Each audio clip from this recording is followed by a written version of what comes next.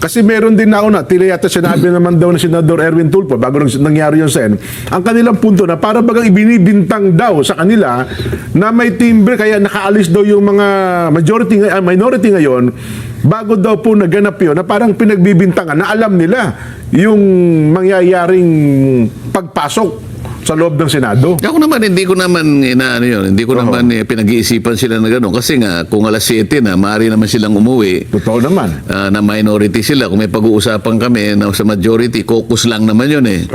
Pero ang hindi ko maintindihan, sino ba ang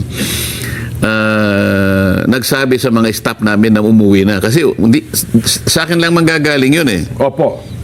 Ang rule sa Senado, pag nandoon yung kanilang senador, walang aalis doon. Ng mga staff. Opo. Oo, ngayon tumawag yung isa sa akin na isa nagsabing, sir, paano ito? Para may advice na raw sa kanilang may advisory po. Sino ka ako nagsabi? Basta po may tumawag dito na magsiuwi na po kami kasi maaari pong magkaroon ng commotion o maaari magkaroon po ng incident. Dahil hindi po nakapag-secure ng TRO si Senator Bato, baka po pipilitin na huliin siya ngayon. Kaya para po makaiwas sa anumang mga ibang pangyayari na hindi inaasahan, sinabi po namin.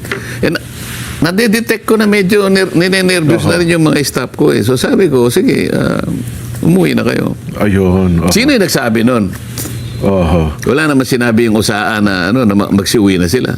Kasi marami daw ata sinabi ang mga staff ng Senador Sen na umuwi na ng mga oras na yun eh. Yun po ang kaya marami daw po talaga sa kanila ang naglabasan na ng opisina.